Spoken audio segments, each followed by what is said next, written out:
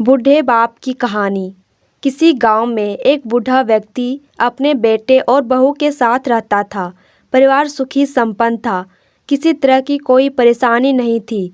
बूढ़ा बाप, जो किसी समय अच्छा खासा नौजवान था, आज बुढ़ापे से हार गया था।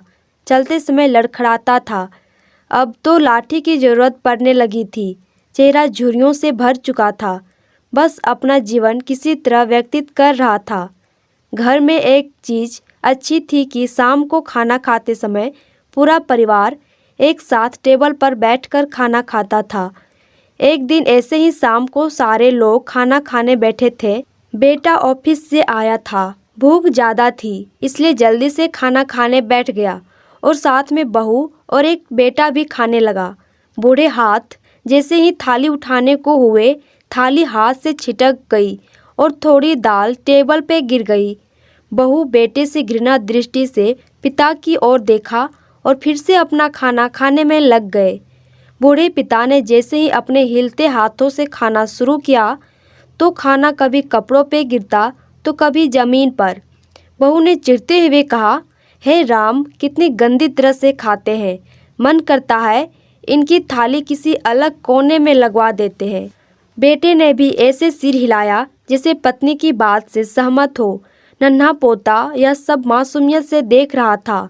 अगले दिन पिता की थाली उस टेबल से हटाकर एक कोने में लगवा दी गई। पिता की डबडबाती आंखें सब कुछ देखते हुए भी कुछ बोल नहीं पा रही थी। बूढ़ा पिता रोज की तरह खाना खाने लगा।